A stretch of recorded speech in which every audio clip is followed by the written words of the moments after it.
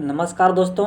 आज हम लोग अपने सेशन में एडिटोरिया वॉल्यूम 1 बिहार दुर्गा प्रीलिम्स को देखने जा रहे हैं, जिसमें कुल 15 मॉडल सेट दिए गए हैं। तो आइए सेट नंबर 3 को देखते हैं। अगर आप लोग चैनल पर नए हैं तो चैनल को सब्सक्राइब जरूर कर लें। पहला प्रश्न है,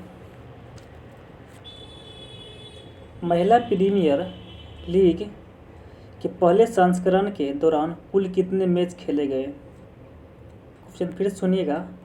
बोल रहा है कि महिला प्रीमियर लीग के पहले संस्करण के दौरान कुल कितने मैच खेले गए। दोस्तों, अगर कुल खेलों की बात की जाती है 22 खेल खेले गए थे। अगर कुछ फैक्टों की बात की जाए तो WPL की पहले सफलता के बाद BCCI ने WPL की शुरुआत की है और प्रथम संस्करण में कुल टीमों की संख्या दोस्तों कितनी है, 5 रखी गई है जो WPL में हिस्सा लेगी और जिसमें कुल 22 मैच खेले गए हैं। तो इस प्रकार से दोस्तों आज का आंसर क्या हो जाएगा, 22 हो जाएगा।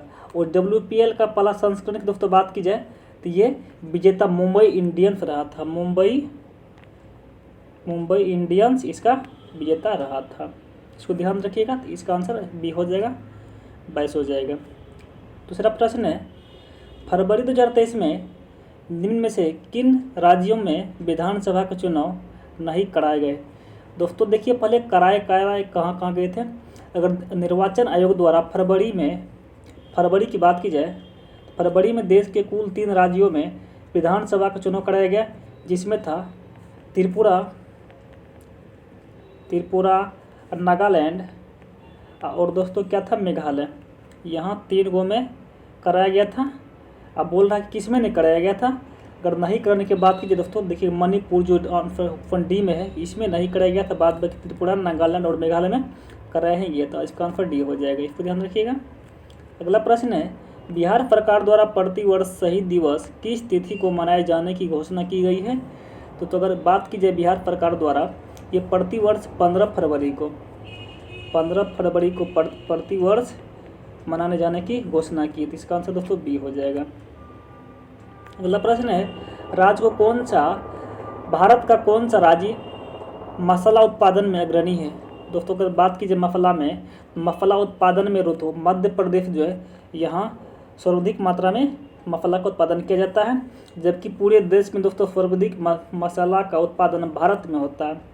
विश्व में सर्वाधिक मसाला का उत्पादन दोस्तों भारत में होता है। अगर चावल उत्पादन की दोस्तों बात की जाए तो वेस्ट बंगाल, पश्चिम बंगाल में दोस्तों होता है, इसको ध्यान रखिएगा। अगर गन्ना की बात की जाए तो गन्ना दोस्तों यूपी में सबसे सर्वाधिक उत्पादन होती थी। इस प्रकार से आंसर क्या हो जाएगा, इसका सी हो जाएगा, मसाला उत्पादन में पहला राज्य मध्य प्रदेश। अगला प्रश्न है, पृथ्वी की निगरानी हेतु नासा इसरो द्वारा संयुक्त रूप से निसार का प्रक्षेपण कब तक किया जाएगा। अगर इसमें कुछ फैक्टों की दोस्तों पहले बात कर लेते हैं तो यह कार्यक्रम संयुक्त रूप से भारत की इसरो तथा अमेरिका की नासा ने नाफा के द्वारा पृथ्वी की निगरानी हेतु निसार का सफल परीक्षण 2024 में किया जाएगा। तो इस प्रकार का आंसर दोस्तों क्या, इसका आंसर भी हो जाएगा, 2024 तक किया जाएगा। भारत इसरो और अमेरिका के नासा के द्वारा दोनों के संयुक्त ये गठबंधन है। अगला प्रश्न है, श्री अन्न सम्मेलन या वैश्विक मिलेटस का आयोजन कहाँ किया गया। अगर इसकी दोस्तों बात की जाए तो ये नई दिल्ली में इसकी आयोजन किया गया था। अगर कुछ फैक्टों की दोस्तों बात की जाए तो इसकी ये जो आयोजन था ये प्रधानमंत्री नरेंद्र मोदी द्वारा इसका आयोजन किया गया था। इसको ध्यान रखिएगा, PM के द्वारा इसका अनावरण किया गया, इसका उद्घाटन किया गया था। अगला प्रश्न है, हाल के दिनों में चर्चा में रहा मथुआ महामेला का आयोजन किस राज्य में किया गया। दोस्तों अगर मथुआ मेला जो था एक वार्षिक कार्यक्रम है जो अखिल भारतीय मथुआ महासंघ द्वारा आयोजित किया जाता है और इसका संबंध दोस्तों पश्चिम बंगाल से है। तो इसका आंसर ये हो जाएगा। अगला प्रश्न है, 17वें प्रवासी दिवस के दौरान लगभग कितने देशों के प्रवासी प्रतिनिधियों ने भाग लिया था। अगर इसकी बात की जाए तो 17वां प्रवासी भारतीय दिवस का दोस्तों आयोजन था ये इंदौर में किया गया था।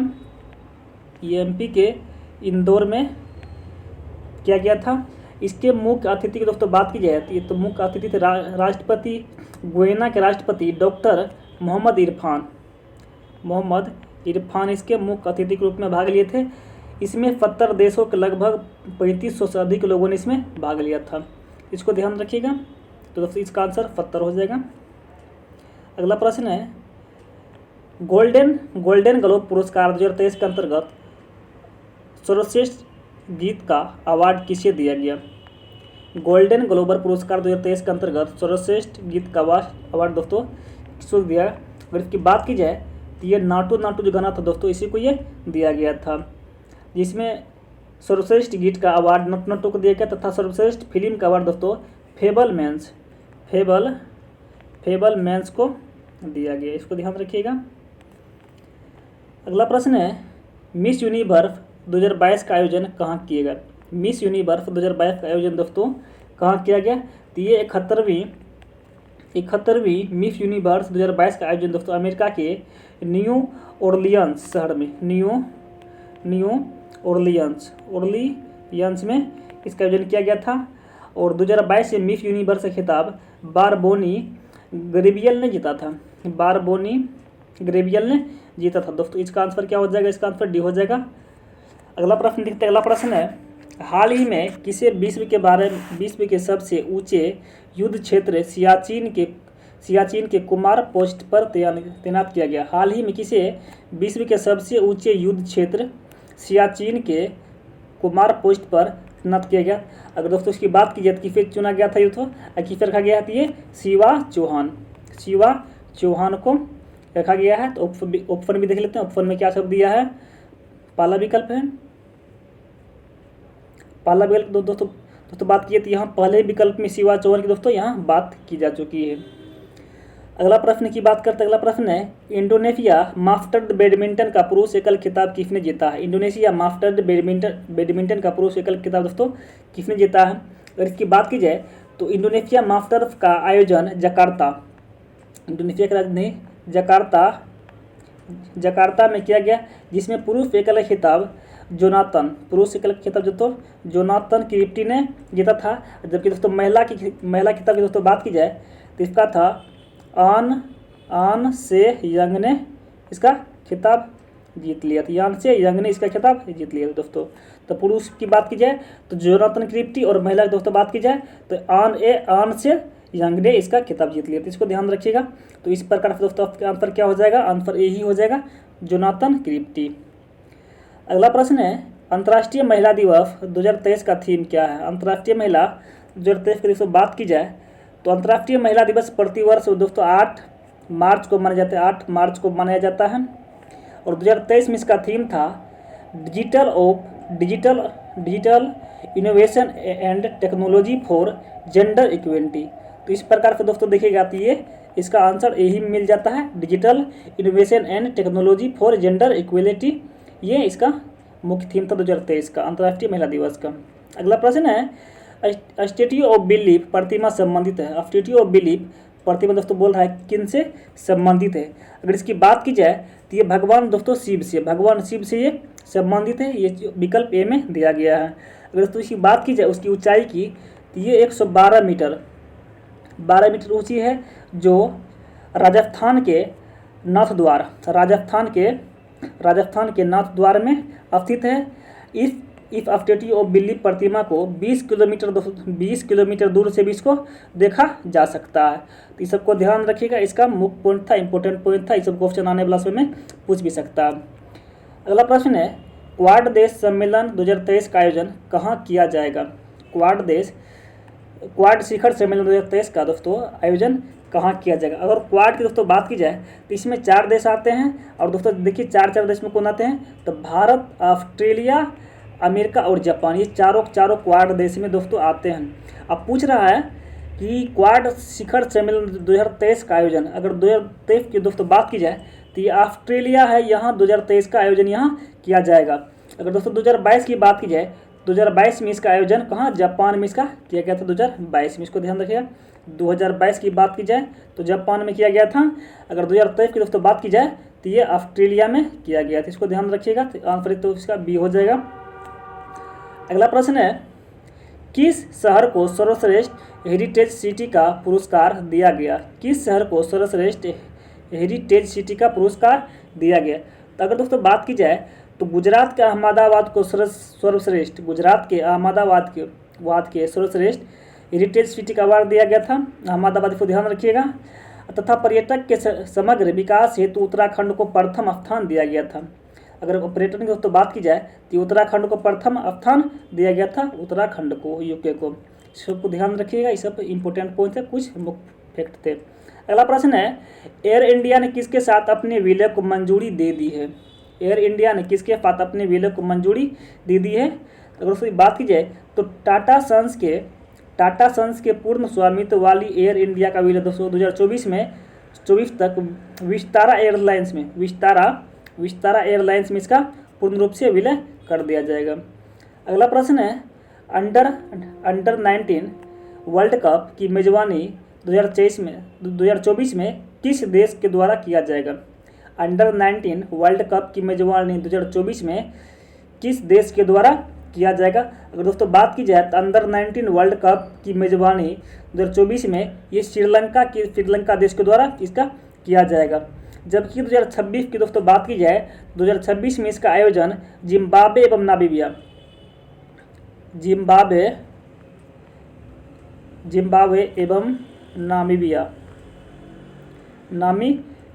में इसका आयोजन किया जाएगा 2026 में। इस सबको ध्यान रखिएगा, बहुत इंपॉर्टेंट क्वेश्चन है। अगला प्रश्न देखते हैं। अगला प्रश्न है, वर्ल्ड हैप्पीनेस रिपोर्ट 2023 में भारत का स्थान क्या है? वर्ल्ड हैप्पीनेस रिपोर्ट में दोस्तों भारत का स्थान क्या है? अगर दोस्तों वर्ल्ड हैप्पीनेस की बात की जाए तो इसमें कुल 136 देश हैं। अगर 136 में पूछ रहा है कि भारत का दोस्तों स्थान क्या है, तो अगर भारत के स्थान की दोस्तों बात की जाए तो ये 126वां स्थान भारत ने इसमें हासिल किया है। इस सबको ध्यान रखिएगा। अगर पहले स्थान की दोस्तों बात की जाए तो पहले स्थान पर फिनलैंड पहले स्थान पर वर्ल्ड हैप्पीनेस रिपोर्ट के अनुसार फिनलैंड है। पहला स्थान है फिनलैंड और भारत का स्थान 126वां है। और इसमें कुल कितने देश तो हैं? देश है 136, इसमें कुल देश। ये सबको ध्यान रखिएगा, इसका मुख्य फैक्ट था। अगला प्रश्न है, 32वें व्यास सम्मान 2023 में किसे सम्मानित किया गया? 32वें व्यास सम्मान 2023 में किसे सम्मानित किया गया? अगर दोस्तों बात की जाए तो 32वें व्यास सम्मान की 2023 में घोषणा के अनुसार दोस्तों डॉक्टर ज्ञान चतुर्वेदी को दोस्तों व्यास सम्मान से सम्मानित किया गया। इन्हें यह पुरस्कार उनके उपन्यास पागलखाना के लिए दिया गया था। पागलखाना के लिए इन्हें यह पुरस्कार दिया गया था, व्यास पुरस्कार। इस सबको ध्यान रखिएगा। अगला प्रश्न है, पाक जलडमरू मध्य को तेजी से तैरकर पार करने वाले पहले भारतीय कौन बने हैं? अगर दोस्तों बात की जाए तो ये अंडर 12 समूह में पाक जलडमरू को सबसे तेजी से तैरकर पार करने वाले पहले भारतीय दोस्तों संपन्ना रमेश सेलार जो यही बन चुके हैं। इसको ध्यान रखिएगा, आंसर इसका दोस्तों ए हो जाएगा। आगे बढ़ते हैं, अगला प्रश्न को देखते हैं। अगला प्रश्न है, राष्ट्रपति द्रौपदी मुर्मू द्वारा किसे प्रेसिडेंशियल कलर अवार्ड प्रदान किया गया है? अगर दोस्तों इसकी बात की जाए तो भारत की राष्ट्रपति द्रौपदी मुर्मू के द्वारा कोची में INF द्रोणाचार्य को प्रेसिडेंशियल कलर अवार्ड दिया गया। तो इस प्रकार से दोस्तों देखिएगा तो आंसर ए ही में इसका ये दिया गया है। थोड़ी दोस्तों आंसर डी में दिया गया, INF द्रोणाचार्य को दिया गया। आंसर इसका दोस्तों डी हो जाएगा, ये गलत है। अगला प्रश्न है, भारत की पहली व्यवहारिक प्रयोगशाला स्थापित की गई है। भारत की पहली व्यवहारिक प्रयोगशाला स्थापित दोस्तों कहाँ की गई? अगर इसकी बात की जाए तो प्रसिद्ध समाज सेवी तथा गांधीवादी महिला इला भट्ट का नवंबर 2022 में निधन हो गया। इसका संबंध समाज सेवा से दोस्तों था और महिलाओं को सबसे अधिक रोजगार देने के उद्देश्य से इन्होंने स्वयं श्री महिला सेवा संघ की स्थापना भी की थी। इस प्रकार से दोस्तों इसका आंसर दोस्तों क्या हो जाएगा? आंसर की दोस्तों बात की जाए, सॉरी दोस्तों प्रश्न कुछ गलती हो गया। अगला प्रश्न है, भारत की पहली व्यवहारिक प्रयोगशाला दोस्तों कहाँ स्थापित की गई? सॉरी दोस्तों अगर बात की जाए व्यवहारिक प्रयोगशाला दोस्तों तो यह राजस्थान के जयपुर में इसको किया गया। इसका आंसर दोस्तों ए हो जाएगा। अगला प्रश्न है, मेथनॉल से चलने वाली पहली बस का अनावरण नागपुर में किसके द्वारा किया गया? मेथनॉल से चलने वाली पहली बस का अनावरण नागपुर में किसके द्वारा दोस्तों किया गया? तो अगर 2023 की दोस्तों बात की जाए तो महाराष्ट्र में नागपुर में मेथनॉल से संचालित पहली बस का अनावरण सड़क परिवहन नितिन गडकरी के सड़क परिवहन मंत्री नितिन गडकरी के द्वारा दोस्तों इसकी अनावरण किया गया। तो इसका आंसर दोस्तों ये हो जाएगा। अगला प्रश्न है, हाल ही में इला भट्ट का निधन हो गया, उनका संबंध दोस्तों किस क्षेत्र से था? दोस्तों इनका बात की जाए तो इनका संबंध समाज सेवा से था। आगे बढ़ते हैं, अगला प्रश्न को देखते हैं। अगला प्रश्न है, भारत का दूसरा सबसे बड़ा नदी बेसिन है। भारत का दूसरा सबसे बड़ी बेसिन है। अगर दोस्तों इसकी बात की जाए तो बड़ी बेसिन से तात्पर्य उन बेसिन से है जब मुख्य धारा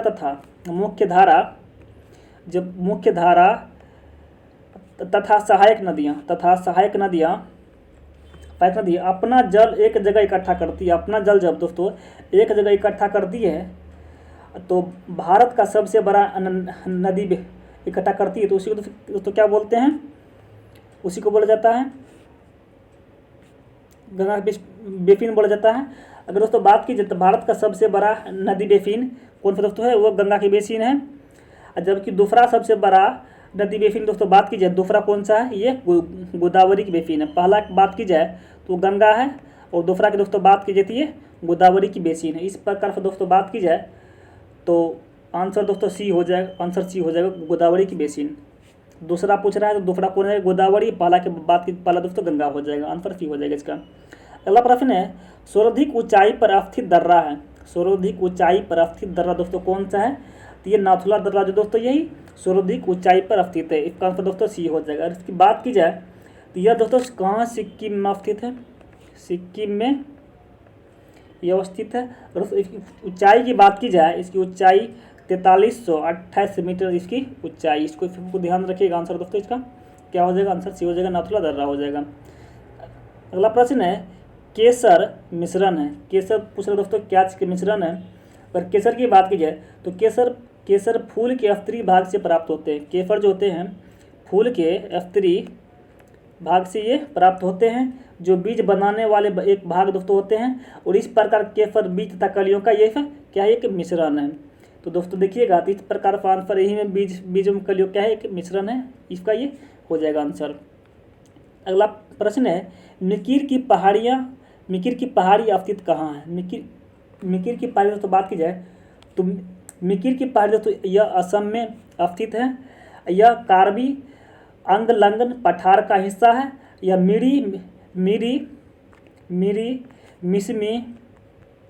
मिसमी डफला अबोर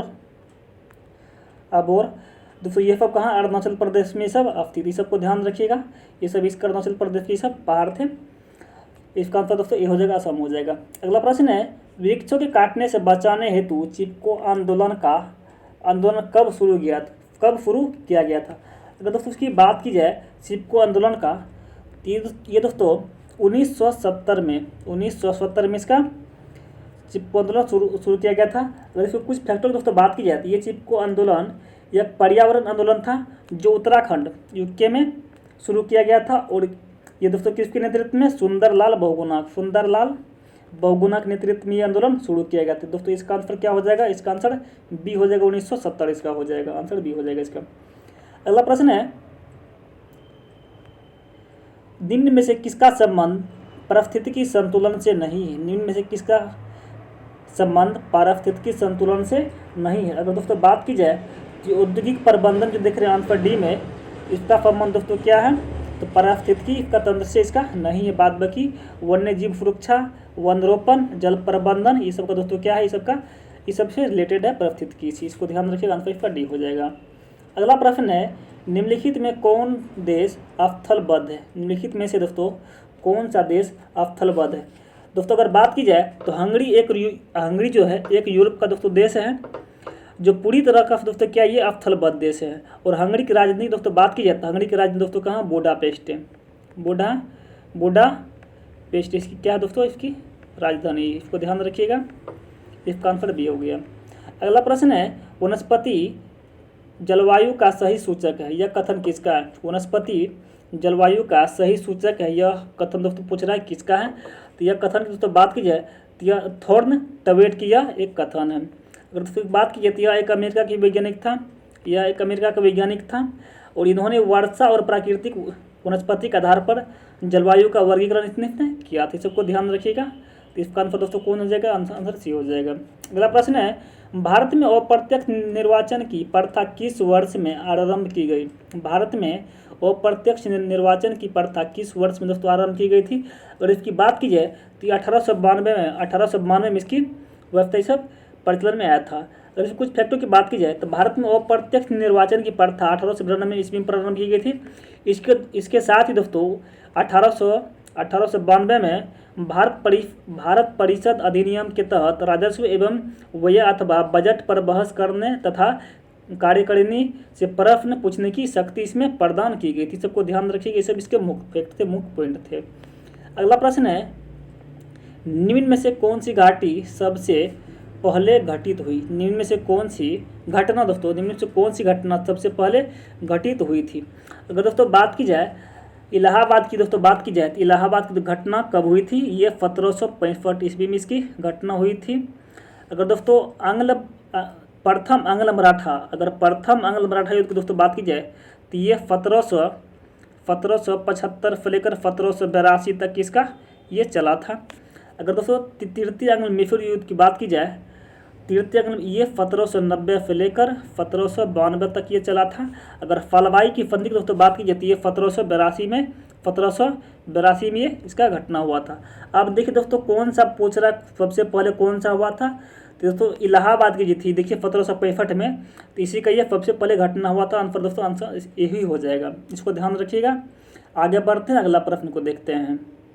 अगला प्रश्न है, निम्नलिखित में से किस एक ने सुभाष चंद्र बोस को देश नायक कहकर संबोधित किया था?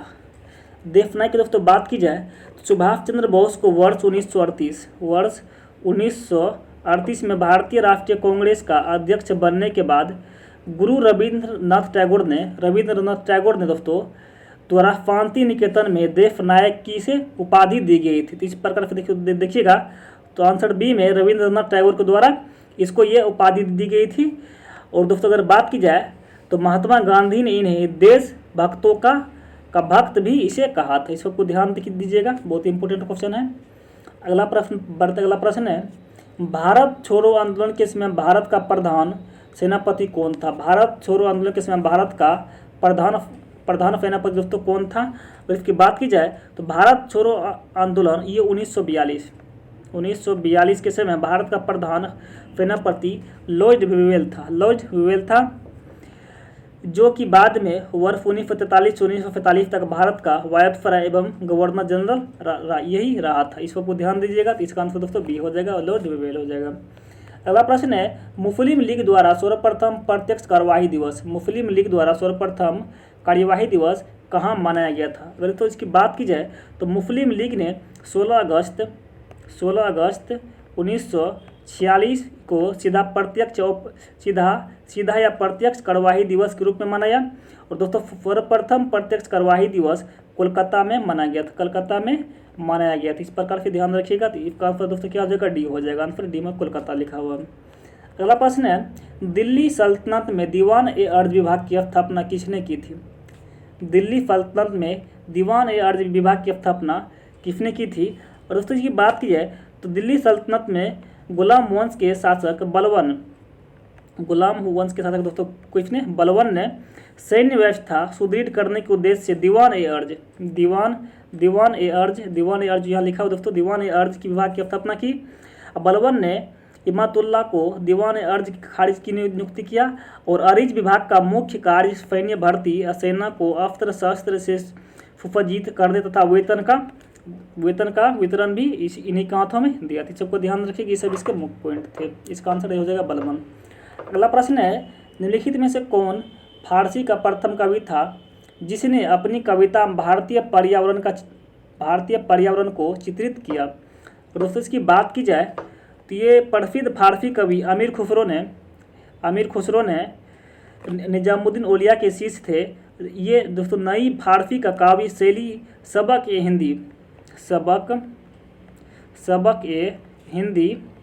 हिंदी हिंदी या हिंदुस्तानी शैली के जन्मदाता अमीर खुसरो स्वयं को तूती ए हिंद या अथवा हिंदुस्तान का तोता कहते थे। अमीर खुसरो की रचनाओं का महत्वपूर्ण तत्व भारतीय पर्यावरण के इर्द गिर्द रचनाओं से परिपूर्ण था। इस सबको ध्यान रखिएगा, इसके फैक्ट थे, मोस्ट पॉइंट थे। इसका आंसर दोस्तों क्या हो जाएगा? डी हो जाएगा, अमीर खुसरो हो जाएगा।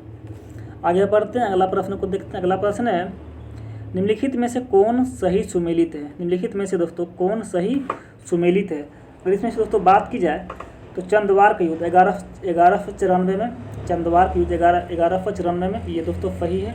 तैमूर का आक्रमण दोस्तों 1398 ये भी सही है। करतालीकोटा की दोस्तों बात कीजिए 1565 में, ये सभी के सभी दोस्तों सही है। तो इस प्रकार से इसका आंसर दोस्तों क्या हो जाएगा? डी हो जाएगा। आगे बढ़ते हैं, अगला प्रश्न को देखते हैं। अगला प्रश्न है, जौनपुर शहर की स्थापना किस शासक के द्वारा की गई? दोस्तों बात की जाए जौनपुर शहर की, तो ये जौनपुर शहर की स्थापना दोस्तों फिरोज शाह तुगलक के द्वारा दोस्तों की गई थी। इसने अपने चचेरे भाई जोना खान मोहम्मद बिन तुगलक की स्मृति में की थी। मलिक सरवर ने स्वतंत्र फर्की राज की स्थापना की दोस्तों, और फर्की शासकों में लगभग 85 वर्षों तक जौनपुर की स्वतंत्रता को स्थापित रखा, किंतु 1479 में ईस्वी में बहलोल लोदी ने इसके अंतिम शासक हुसैन शाह तुर्की को पराजित कर जौनपुर को पूर्ण दिल्ली सल्तनत का अंग बना लिया। इस सबको ध्यान रखिएगा, इसके मुख्य पॉइंट थे, इस सबको ध्यान रखिएगा। तो दोस्तों इस प्रकार से इसका आंसर दोस्तों कौन हो जाएगा? फिरोज शाह तुगलक इसका आंसर हो जाएगा। आंसर इसका बी हो जाएगा। आगे बढ़ते हैं, अगला प्रश्न को देखते हैं। अगला प्रश्न है, भारत में मानव का सर्वप्रथम साक्ष्य कहाँ मिलता है? भारत में मानव का सर्वप्रथम साक्ष्य दोस्तों कहाँ मिलता है? अगर इसकी बात की जाए तो भारत में मानव का सर्वप्रथम साक्ष्य मध्य प्रदेश के दोस्तों, मध्य प्रदेश के पश्चिमी नर्मदा क्षेत्र, नर्मदा घाटी जो है या नर्मदा क्षेत्र जो है दोस्तों, यहीं अवस्थित हथनोड़ा नामक पुरास्थल से प्राप्त हुआ दोस्तों। अगर इसकी खोज की दोस्तों बात की जाए, पुरातत्व की बात की जाए, तो अरुण सोहनिया कौन थे? अरुण सोनाकिया दोस्तों, अरुण सोनाकिया के द्वारा किया गया। तो इसको ध्यान रखिएगा, इसका आंसर दोस्तों क्या हो जाएगा? नर्मदा घाटी हो जाएगा इसका। आगे बढ़ते अगला प्रश्न को देखते हैं। अगला प्रश्न है, सेंधव सभ्यता के महान स्नानगर कहाँ प्राप्त हुआ था? सेंधव सभ्यता के महान स्नानगर कहाँ प्राप्त हुआ था दोस्तों? अगर इसकी बात की जाए तो ये मोहनजोदड़ो में इसका ये प्राप्त हुआ था स्नानगार। इसका आंसर दोस्तों क्या हो जाएगा? ए हो जाएगा। आगे बढ़ते हैं, अगर दोस्तों इसकी लंबाई की बात की जाए, इसकी लंबाई उत्तर से दक्षिण की ओर 55 मीटर दोस्तों इसकी लंबाई है, तथा अगर चौड़ाई की दोस्तों बात की जाए तो ये 33 मीटर दोस्तों इसका क्या है? चौड़ाई है। पूर्व से पश्चिम की ओर कितना मीटर इसकी चौड़ाई है, इसको ध्यान रखिएगा। आगे बढ़ते अगला प्रश्न है, किस शासक द्वारा सर्वप्रथम पाटलिपुत्रा का राजधानी पाटलिपुत्रा के राजधानी के रूप में चयन किया गया था? किस शासक के द्वारा सर्वप्रथम पाटलिपुत्रा का राजधानी के रूप में चयन किया गया था? अगर इसकी बात की जाए तो उदयन जी थे, इसी के द्वारा ये पाटलिपुत्रा ये चयन किया गया था। आंसर दोस्तों इसका आंसर सी हो जाएगा। अगर पाटलिपुत्रा की स्थापना उदयन ने गंगा और सोन नदी के दोस्तों, गंगा और सोन नदी के संगम पर एक किला बनाकर की थी। इसने मगध साम्राज्य की राजधानी राजगिरी से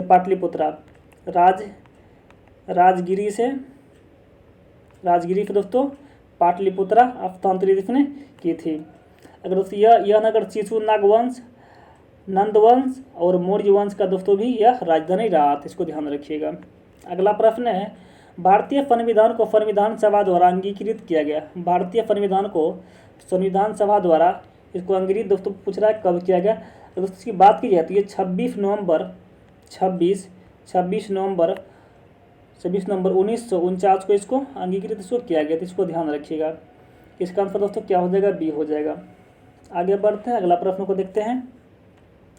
निम्नलिखित में से कौन सा विषय समूर्ति सूची का है? निम्नलिखित में से कौन सा विषय समूर्ति सूची का है? अगर दोस्तों बात कीजिएगा तो जनसंख्या नियंत्रण एवं परिवार नियोजन, ये सब क्या दोस्तों समूर्ति सूची का है। बाद में सबको ध्यान रखिएगा। पुलिस जो थे ये सब राज्य सूची का है, लोकसभा एवं पक्षी सब दोस्तों ये संघ सूची का अंतर्गत ये सब आते हैं, इसको ध्यान रखिएगा। इसका आंसर दोस्तों क्या हो जाएगा? सी हो जाएगा। चलिए आगे बढ़ते अगला प्रश्न को देखते हैं। भारतीय संविधान का कौन सा भाग संविधान की आत्मा कहलाता है? भारतीय संविधान का कौन सा भाग संविधान का आत्मा दोस्तों कहलाता है?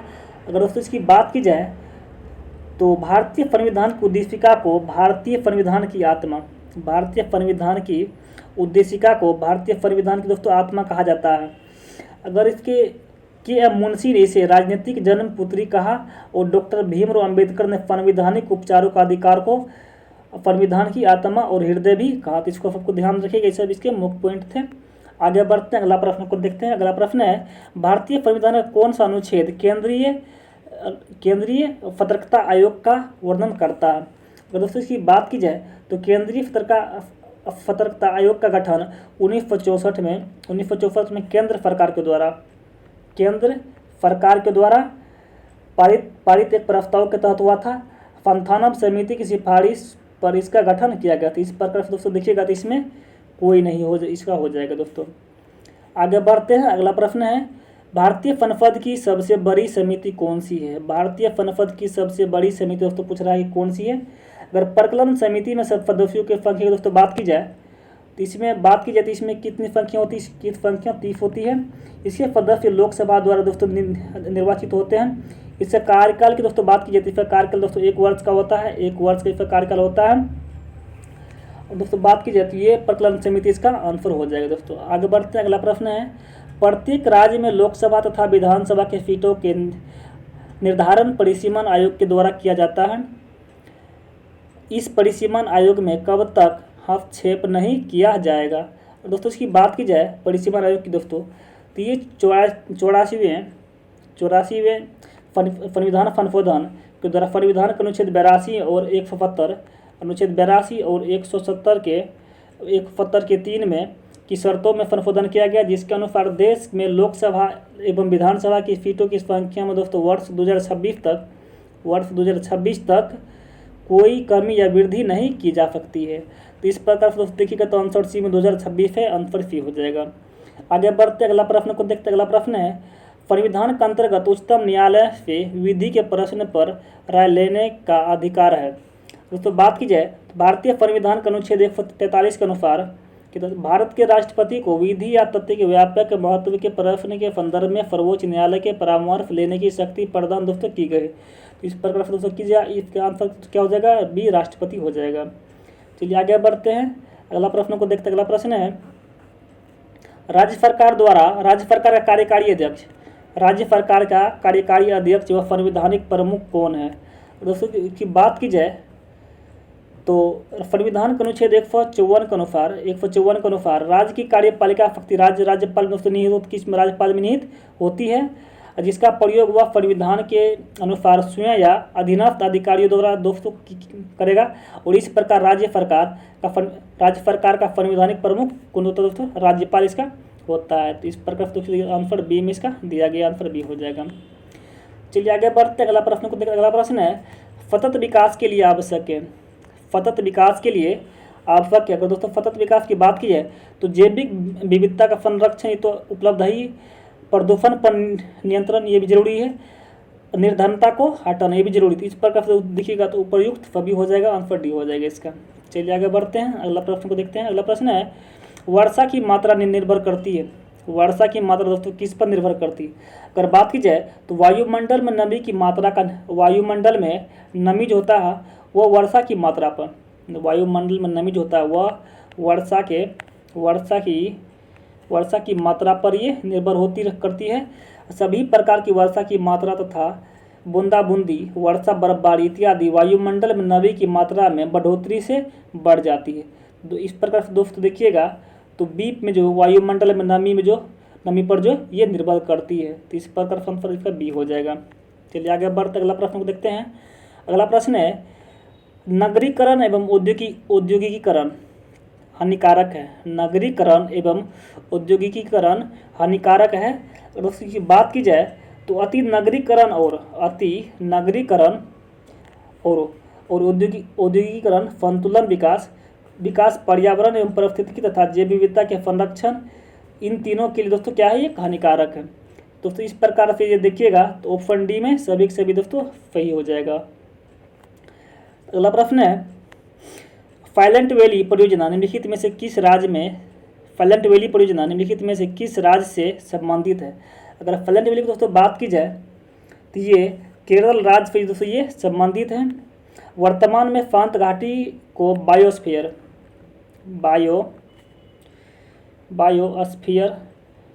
रिजर्व घोषित कर दिया कि इसको ध्यान रखिएगा। तो इसका आंसर दोस्तों केरल हो जाएगा। आगे बढ़ते अगला प्रश्न को देखते हैं। भारत में सबसे अधिक जैव विविधता संपन्न क्षेत्र है। भारत में सबसे अधिक जैव विविधता संपन्न क्षेत्र की दोस्तों बात की जाए तो जैव विविधता हॉटस्पॉट केवल उष्णकटिबंधीय प्रदेश में ही नहीं बल्कि उच्च अक्षांशीय प्रदेश में जो दोस्तों पाए जाते हैं। भारत में 4 जैविक विविधता हॉटस्पॉट पाए जाते हैं। जैसे अगर बात की जाए तो कौन कौन है तो दोस्तों देखो, जैसे हो गया पूर्वी हिमालय, पश्चिमी घाट और दोस्तों म्यांमार भारत सीमा एवं फूडालैंड जो ये सब दोस्तों क्या है हॉटस्पॉट है। ये सब ध्यान रखिएगा। तो दोस्तों इस प्रकार से देखिए तो आंसर दोस्तों क्या हो जाएगा, आंसर सी इसका हो जाएगा, पश्चिमी घाट हो जाएगा। आगे बढ़ते अगला प्रश्न को अगला प्रश्न है इलेक्ट्रा गोल्ड कप का किस खेल से संबंधित। इलेक्ट्रा गोल्ड कप पूछ रहे दोस्तों किस खेल से संबंधित। अगर इसकी बात की जाए तो इलेक्ट्रा गोल्ड कप जो है टेबल टेनिस से ये संबंधित है दोस्तों। ये टेबल टेनिस से इसका हो जाएगा, आंसर ये हो जाएगा। आगे बढ़ते अगला प्रश्न है निम्नलिखित में से कौन सा देश सार्क का सदस्य नहीं है। निम्नलिखित में से कौन सा देश सार्क का सदस्य नहीं है। अगर दोस्तों बात की जाए तो सार्क की सदस्य की बात की जाए तो इसमें म्यांमार जो है ये सार्क का इसमें सदस्य नहीं है, बाद बाकी ये सभी है। अगर बात की जाए फार्क में दोस्तों कितना, फार्क में दोस्तों मालदीव, श्रीलंका, भारत, पाकिस्तान, अफगानिस्तान, नेपाल, भूटान, बांग्लादेश, ये सब दोस्तों क्या है फार्क के सब सदस्य। ये सबको ध्यान रखिएगा। आगे बढ़ते अगला प्रश्न है वह रेखा जो धूप के समान अवधि वाले स्थानों को मिलाते हुए खींचा जाता है उसे क्या कहते हैं। अगर दोस्तों बात की जाए तो वह रेखा जो धूप के समान अवधि वाले स्थानों को मिलाते हुए खींचा जाता है उसको दोस्तों क्या बोलते हैं। और उसकी बात की जाए तो ये इसकी बात तो ये आइसोहेल जो होते हैं ये दोस्तों क्या होते हैं, ये इसको बोलते हैं समान धूप को मिलाने वाले रेखा, इसी को बोलते हैं। इसका आंसर दोस्तों क्या हो जाएगा, ये हो जाएगा समधूप रेखा बोलते हैं, इसको आइसोहेल बोलते हैं। तो दोस्तों आइसोथर्म की दोस्तों बात की जाए तो अगर आइसोथर्म की दोस्तों बात की जाए तो ये समान तापमान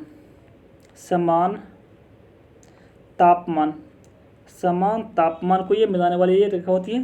और दोस्तों समदाब की दोस्तों बात की जाए तो ये समान वायुदाब को मिलाने वाली ये रेखा होती है। और दोस्तों बात की जाए तो ये सब ध्यान रखिएगा, बहुत इंपॉर्टेंट क्वेश्चन है। आगे बढ़ते हैं अगला प्रश्न देखते हैं। अगला प्रश्न इनमें से कौन सा लोक नृत्य छत्तीसगढ़ राज्य का है। इनमें से कौन सा लोक नृत्य छत्तीसगढ़ राज्य का है। और इसकी दोस्तों बात की जाए तो छत्तीसगढ़ का तो ये पंडवानी, नवारानी और डागरा, ये दोस्तों यही सभी से क्या छत्तीसगढ़ की है। आगे बात करते हैं अगर कुछ और लाहो और बंगला की दोस्तों बात की जाए तो लाहो और बंगला जो ये मेघालय की है। झपेली, हथामू, लांडली, अगर दोस्तों इसकी बात की जाए तो ये हिमाचल प्रदेश की ये है दोस्तों। राफलीला, नौटंकी, कजरी की दोस्तों बात की जाए तो ये उत्तर प्रदेश की, यूपी के ये सब लोक नृत्य है, सब नृत्य। आगे बढ़ते हैं अगला प्रश्न को देखते हैं। अगला प्रश्न है अंतर्राष्ट्रीय खेल दिवस कब मनाया जाता है दोस्तों। अगर अंतर्राष्ट्रीय खेल दिवस दोस्तों बात की जाए तो ये प्रतिवर्ष दोस्तों 6 अप्रैल को अंतर्राष्ट्रीय खेल दिवस के रूप में इसको हम मनाते हैं। इसका आंसर दोस्तों ये हो जाएगा। अगर दोस्तों 29 अप्रैल की बात की जाए तो ये प्रतिवर्ष राष्ट्रीय खेल दिवस प्रतिवर्ष 29 अगस्त को मनाते हैं। अगर दोस्तों 21 सितंबर की दोस्तों बात की जाए तो ये विश्व शांति दिवस 21 सितंबर को मनाते हैं, विश्व शांति दिवस। और दोस्तों बात की जाए 11 दिसंबर दोस्तों विश्व पर्वत दिवस प्रतिवर्ष माना जाता है, पर्वत दिवस। ये सबको ध्यान रखिएगा, चारों विकल्प देखे लिए। आगे बढ़ते अगला प्रश्न है संगीत नाटक अकादमी की स्थापना कब हुई। दोस्तों इसकी बात की जाए तो संगीत नाटक अकादमी दोस्तों होती है 1953 में इसकी स्थापना की गई थी। अगर दोस्तों बात की जाए अगर 1954 की तो ये ललित कला अकादमी की स्थापना 1954 में की गई। दोस्तों बात की जाए 1954 में और साहित्य अकादमी का भी इसका उद्घाटन किया गया था। सबको ध्यान रखिएगा। आगे बढ़ते हैं, अगला प्रश्न को देखते हैं। अगला प्रश्न है असम राइफल्स का मुख्यालय स्थित है। असम राइफल्स का मुख्यालय तो पूछ रहा है कहाँ स्थित है। अगर असम राइफल्स की तो बात की जाती है, इसका मुख्यालय तो शिलोंग है, जो कहाँ है, मेघालय में ये स्थित है। अगर इसकी दोस्तों स्थापना की बात की जाती है 1835 में इसकी स्थापना की गई थी असम राइफल्स का। इस प्रकार दोस्तों आंसर इसका डी हो जाएगा, शिलोंग हो जाएगा। आगे बढ़ते अगला प्रश्न है एम्पियर सेकेंड निम्नलिखित में से किसकी इकाई है। एम्पियर सेकेंड निम्नलिखित में से किसकी इकाई है। दोस्तों आवेश की जो है ये एम्पियर सेकेंड इसकी इकाई है। और दोस्तों बात की जाए तो एम्पियर बराबर दोस्तों क्या होता है। एम्पियर दोस्तों बात की जाए एम्पियर आवेश बाय सेकेंड इसका क्या होता है, तो ये यूनिट है। चलिए आगे बढ़ते अगला प्रश्न को देखते हैं। अगला प्रश्न है मानव शरीर के कौन से दो मुख्य अंगों में काफ़ी मात्रा में चुंबकीय क्षेत्र उत्पन्न होते हैं। मानव शरीर के कौन से दो मुख्य अंगों में काफ़ी मात्रा में चुंबकीय क्षेत्र उत्पन्न होते हैं। दोस्तों बात की जाए तो हृदय और मस्तिष्क जो दोस्तों होते हैं, जो काफ़ी दोस्तों यहाँ क्या होते हैं, काफ़ी चुंबकीय क्षेत्र यहाँ उत्पन्न होते हैं। इस पर इसको ध्यान रखिएगा। और जिनमें शरीर के चुंबकीय क्षेत्र तथा शरीर के विभिन्न अंगों को दोस्तों का चित्र MRI द्वारा किया जाता है। MRI द्वारा दोस्तों इसका चित्रित किया जाता है। तो आंसर इसका दोस्तों डी हो जाएगा, हृदय और मस्तिष्क हो जाएगा। चलिए आगे बढ़ते अगला प्रश्न है प्रत्यावर्ती धारा का आविष्कार किस वैज्ञानिक के द्वारा किया गया था। अगर दोस्तों की बात की जाए वैज्ञानिक निकोला टेस्ला जो था इसका आविष्कार किया था। अगर दोस्तों गुरुत्वाकर्षण की बात की जाए तो गुरुत्वाकर्षण दोस्तों ये आइजैक न्यूटन ने दिया था, आइजैक न्यूटन ने इसका दिया था। और दोस्तों बात की जाए थॉमस एडिसन का, इसने ग्रामोफोन का इसने आविष्कार किया था। अगर दोस्तों एल्बर्ट आइंस्टीन की बात की जाए तो इसने प्रकाश विद्युत प्रभाव इसने एल्बर्ट आइंस्टीन ने दिया था। इस प्रकार से हम लोग चारों विकल्प को देख लिए हैं। चलिए आगे बढ़ते अगला प्रश्न को देखते। अगला प्रश्न है विभवांतर को स्थिर रखते हुए एक परिपथ का प्रतिरोध आधा कर दिया जाता है तो धारा पर क्या प्रभाव पड़ेगा। अगर दोस्तों इसकी बात की जाए तो धारा पर क्या प्रभाव पड़ेगा, तो ये दोस्तों दुगुनी हो जाएगी। ये अपनी खुद की ये दुगुनी हो जाएगी ये। हम लोग जानते हैं दोस्तों V बराबर क्या होता है, IR होता है। V बराबर IR होता है दोस्तों। I की बात की जाए तो I बराबर क्या होता है, V/R हो जाएगी। इस प्रकार तो देखिएगा तो ये V जो है दोस्तों ये कॉन्स्टेंट V जो जाकर आगे कॉन्स्टेंट हो जाता है और प्रतिरोध R/2 हो जाएगा। तो दोस्तों क्या हो जाएगी, ये दोगुनी हो जाएगी। तो आंसर दोस्तों इसका B हो जाएगा, दोगुनी हो जाएगी। आगे बढ़ते अगला प्रश्न है निम्नलिखित में से किस रंग का विचलन कोण सबसे कम होता है। निम्नलिखित में से किस रंग का विचलन कोण सबसे कम होता है। दोस्तों इसकी बात कीजिए विचलन कोण की बात कीजिए तो ये लाल रंग का विचलन कोण सबसे दोस्तों कम होता है, लाल रंग का। और लाल रंग को रक्त वर्ण भी कहा जाता है। और इसका दोस्तों तरंग-दैर्घ्य की दोस्तों बात की जाती है, इसका तरंग-दैर्घ्य 625 से लेकर 740 के बीच इसका तरंग-दैर्घ्य होता है। तो इस प्रकार से दोस्तों इसका आंसर क्या हो जाएगा, डी हो जाएगा। चलिए आगे बढ़ते अगला प्रश्न को देखते हैं। अगला प्रश्न है यदि एक वास्तविक वस्तु का प्रतिबिंब बनाने के लिए उत्तल दर्पण का प्रयोग किया जाता है तो निम्नलिखित में से कौन सा कथन गलत है। अगर दोस्तों उत्तल दर्पण दोस्तों बात कीजिए तो उत्तल दर्पण में प्रत्येक दशा में प्रतिबिंब जो दोस्तों होते हैं तो ये छोटा होगा, सीधा होगा और दोस्तों और क्या आभासी होगा तथा ये ध्रुव और फोकस के बीच निर्मित होगी। ध्रुव प्लस फोकस के बीच ये अवस्थित होगा। अब दोस्तों देख लीजिए पीछे पूछ रहा है कि इसमें कथन गलत है। दोस्तों बात कीजिए प्रतिबिंब वास्तविक, ये तो वास्तविक है, काल्पनिक दोस्तों हो सकता है, ये पहला ही गलत है। बाद की प्रतिबिंब छोटा होगा, सीधा होगा और P और F के बीच होगा, ये तीनों सही है। बाद में कि ये क्या गलत है, आंसर इसका ये हो जाएगा। चलिए आगे बढ़ते अगला प्रश्न को देखते हैं। अगला प्रश्न है निम्नलिखित में से क्या आर्किमिडीज के सिद्धांत पर आधारित नहीं है। अगर दोस्तों बात की जाए आर्किमिडीज सिद्धांत की तो ये ओडोमीटर आर्किमिडीज सिद्धांत पर दोस्तों आधारित नहीं। ओडोमीटर जो है ये आंसर डी में देखिएगा, ओडोमीटर ये आर्किमिडीज सिद्धांत तो ये आधारित नहीं है। शेष बाकी सभी जो है हाइड्रोमीटर, इलेक्ट्रोमीटर, पनडुब्बी ये सभी दोस्तों क्या इस पर आधारित है। आगे बढ़ते अगला प्रश्न को देखते। अगला प्रश्न है निम्नलिखित में से कौन रासायनिक परिवर्तन का उदाहरण नहीं है। अगर दोस्तों बात की रासायनिक परिवर्तन की, तो रासायनिक परिवर्तन दोस्तों वे होते हैं जिनमें नए पदार्थ बनते हैं, वे रासायनिक परिवर्तन कहलाते हैं। यह एक दोस्तों अनुत्क्रमणीय प्रक्रिया होती है। रासायनिक परिवर्तन के बाद पदार्थ का वापस उसी मूल में परिवर्तन दोस्तों नहीं हो सकते। अगर दोस्तों बात की जाए, इसकी एग्जाम्पल ले जाए, तो दोस्तों मक्खन का खट्टा होना ये दोस्तों क्या है, रासायनिक परिवर्तन है। लोहे में जंग लगना, ये दोस्तों क्या है, रासायनिक परिवर्तन है। कागज का जलना, ये सब दोस्तों क्या है। अब पूछ रहा है निम्नलिखित में कौन सा रासायनिक परिवर्तन का उदाहरण। दोस्तों फर्स्ट में ही विकल्प का देख रहे हैं, तो मक्खन का खट्टा होना, ये दोस्तों क्या है, ये रासायनिक परिवर्तन। बाद में ये सब भौतिक परिवर्तन है, ये सब है भौतिक परिवर्तन है, इसको ध्यान रखिएगा। चलिए आगे बढ़ते अगला प्रश्न को देखते हैं। अगला प्रश्न है, निम्नलिखित में से कौन सा एक ऊर्ध्वपातक पदार्थ नहीं। निम्नलिखित में से कौन सा एक ऊर्ध्वपातक पदार्थ नहीं। तो दोस्तों अगर इसकी बात की जाए ऊर्ध्वपातक पदार्थ की, तो ऊर्ध्वपातक एक भौतिक प्रक्रिया दोस्तों होती है। किसी पदार्थ द्वारा अपनी अवस्था को ठोस से सीधे गैस में परिवर्तित करने दोस्तों क्या बोलते हैं, ऊर्ध्वपातन बोलते हैं।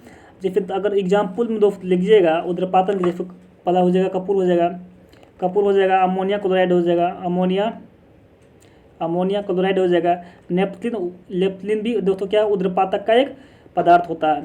तो इस प्रकार दोस्तों देखिएगा, तो सोडियम सल्फेट जो है ये दोस्तों बाद बाकी नहीं है, बाद बाकी ये कपूर, नेपथलीन, अमोनिया क्लोराइड, ये सभी क्या है दोस्तों, ये ऊर्ध्वपातकीय पदार्थ है।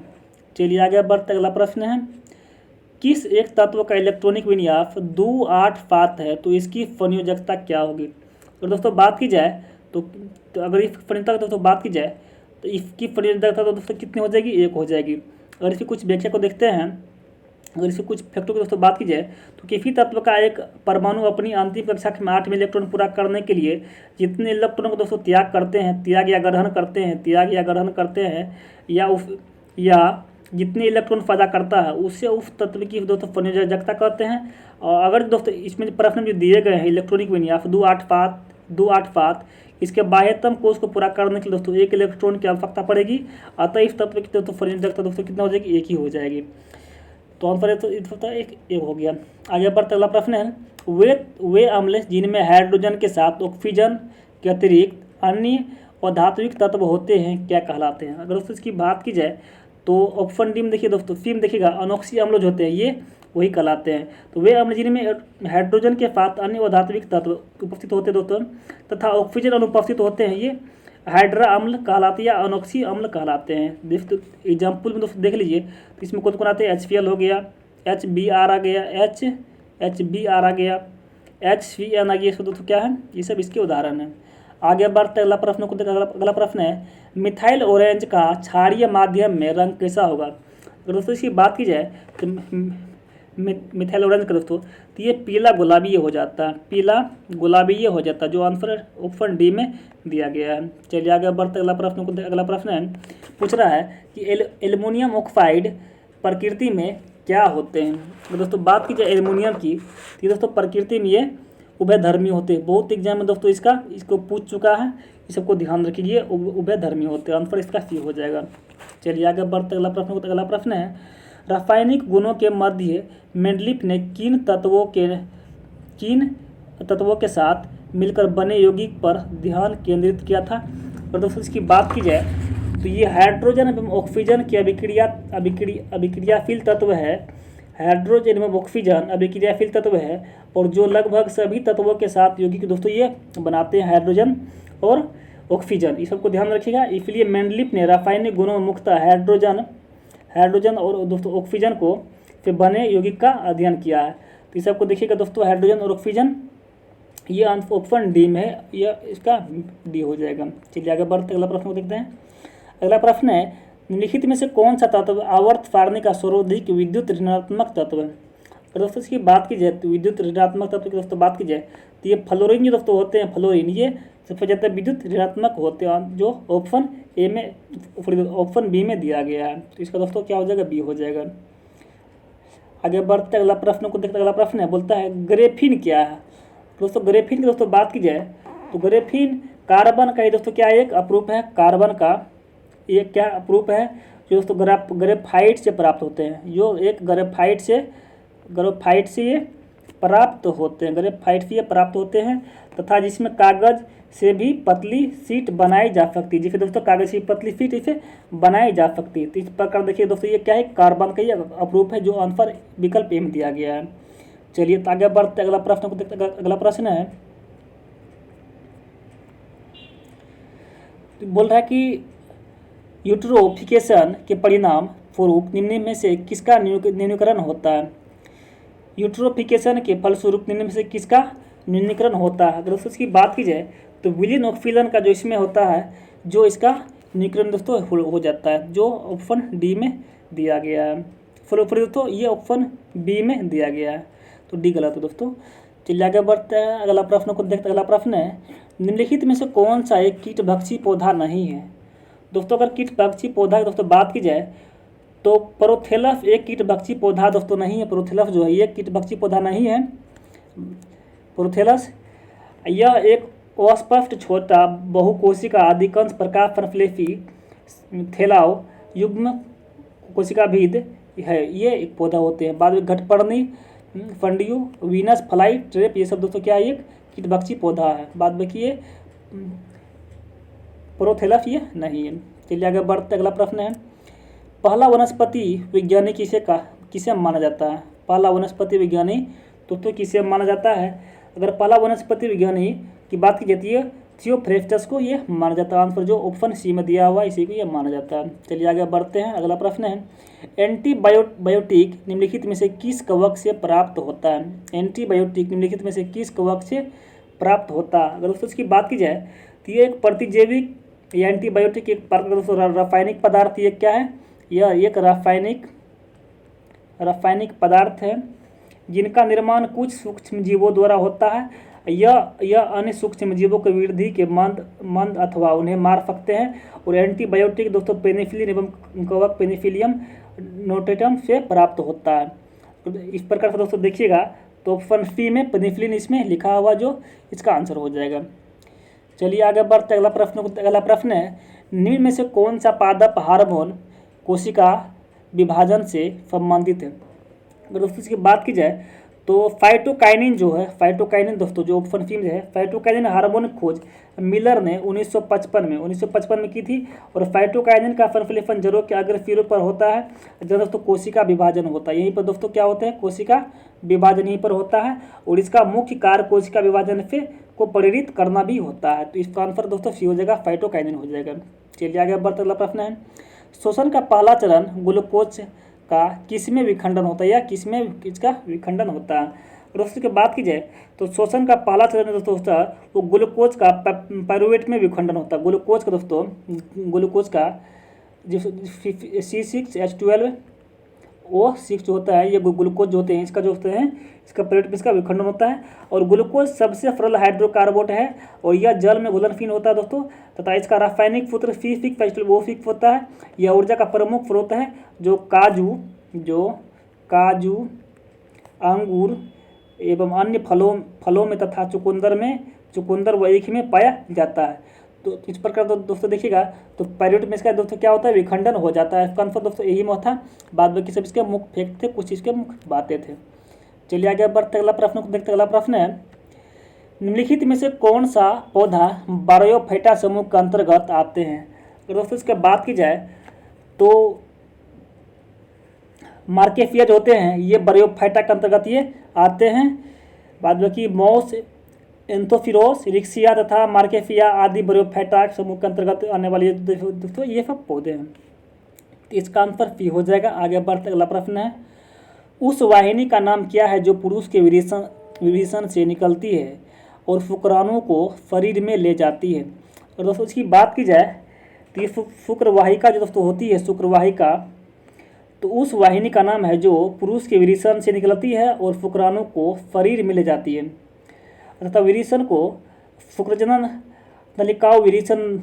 नलिकाओं के माध्यम से शुक्रवाणुओं में खुलती है। और यह दोस्तों शुक्रवाणुओं के विरेचन से चलकर अधिविरेचन में खुलती है, जो प्रत्येक विरेचन के पक्ष सतह पर ये अवस्थित होते हैं। तो इसका दोस्तों आंसर क्या हो जाएगा, यह हो जाएगा शुक्रवाहिका इसका हो जाएगा। चलिए आगे बढ़ते हैं। अगला प्रश्न है, हमारी आंखों में लेंस का क्या काम है।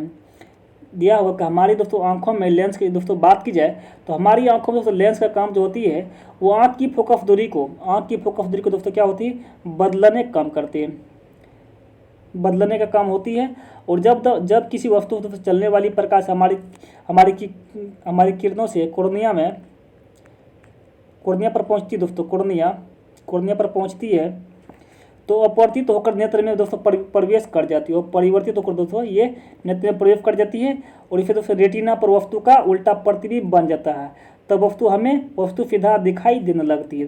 तो इस प्रकार से दोस्तों देखिएगा तो आँख की फोकस दूरी को यह बदलने का यह काम करती है हमारी आँख जो होती है, आँख में लेंस का काम यही सब होता है। तो जो ऑप्शन सी में दिया हुआ ऑप्शन सी इसका सही हो जाएगा।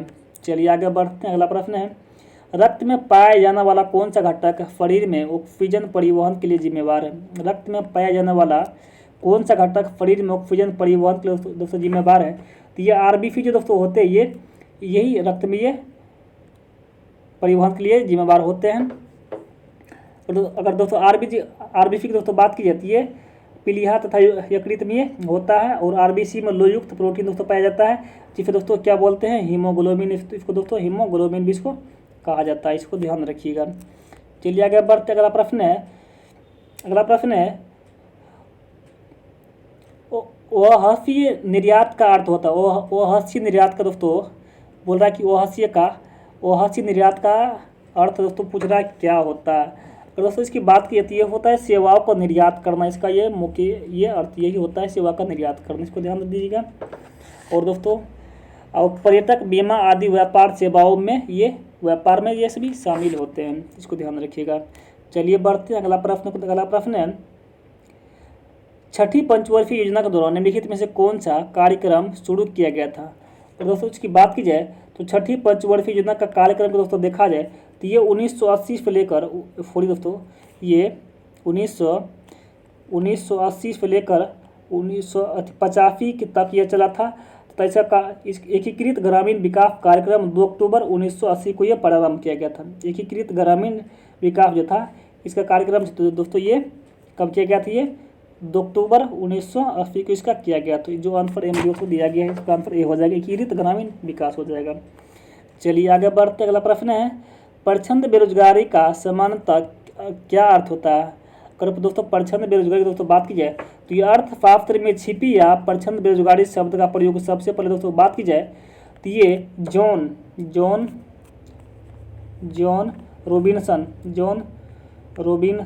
रोबिनसन ने दोस्तों इसका सर्वप्रथम इसका प्रयोग किया था। तकनीकी शब्दावली में श्रमिकों की सीमांत उत्पादकता के शून्य होने की छिपी बेरोजगारी भी दोस्तों इसे कहा जाता है। अगर इसकी बात की जाए तो अगर इसका अर्थ की दोस्तों बात की जाए तो इसकी अर्थ होती है श्रमिक की सीमांत आवश्यकता उत्पादकता शून्य है, इसकी यही अर्थ होती है जो ऑप्शन सी में दिया गया है। चलिए आगे बढ़ते। अगला प्रश्न है, राष्ट्रीय आय समिति गठन किस वर्ष किया गया था? राष्ट्रीय आय समिति का गठन दोस्तों किस वर्ष किया गया था? राष्ट्रीय आय समिति दोस्तों बात की जाती है 1949 में इसकी गठन की गई थी। इस समिति दोस्तों पहले अध्यक्ष दोस्तों बात की जाती है, इसकी अध्यक्ष थी पीसी महालनोबिस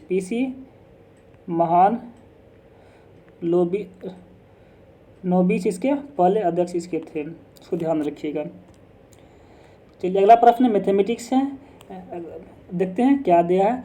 ममता के पास 100 रुपये तथा 50 रुपये के कुल 85 नोट है जिनका कुल मूल्य 5000 रुपया है। इनमें से 50 रुपये के नोट दोस्तों कितने हैं? तो दोस्तों की बात की जाए कि पहले मान के चलते हैं कि माना कि 50 रुपये के दोस्तों नोटों की संख्या कितना है, 50 रुपये के नोटों की संख्या दोस्तों कितना है, x है।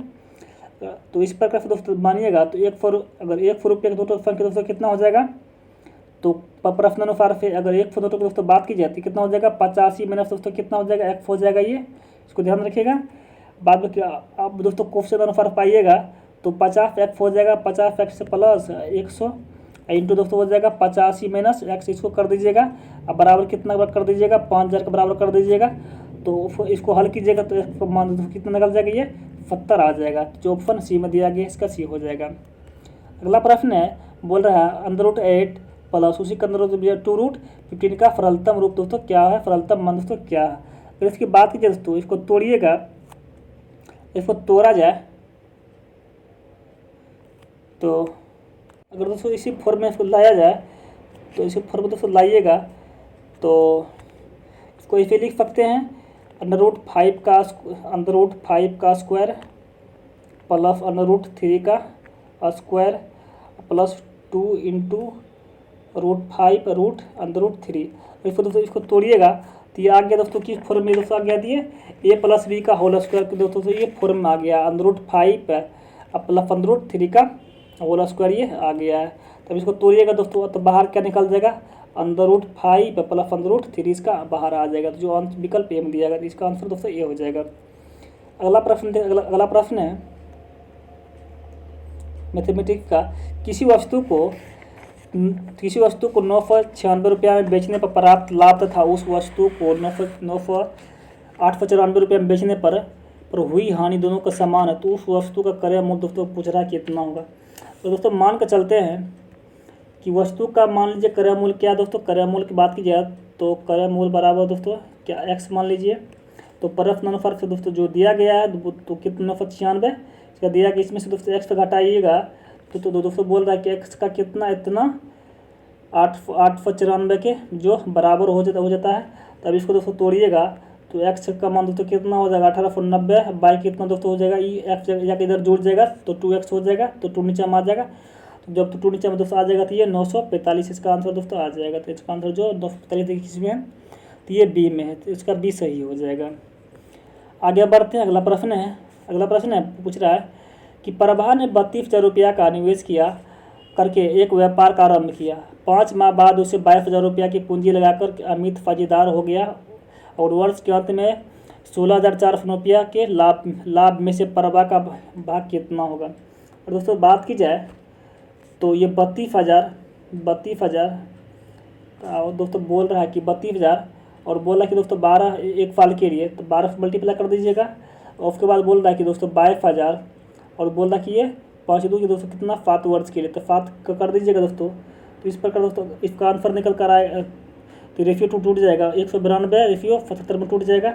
तो दोस्तों कुल लाभ दोस्तों बात की जाए तो कुल लाभ कितना दिया हुआ है 16,490 इसका 490 इसका कुल बात किया गया है। अगर आप पूछ रहे हैं दोस्तों प्रभा के हिस्सा कितना हुआ, तो प्रभा के हिस्सा की दोस्तों बात की जाए तो ये 16,490 का मल्टीपल कर दीजिएगा कितना 192 बटे 192 प्लस 75 कीजिएगा, 192 प्लस 75 कीजिएगा तो इसका दोस्तों आंसर निकल जाएगा 11,712 इसका दोस्तों इसका आंसर निकल जाएगा।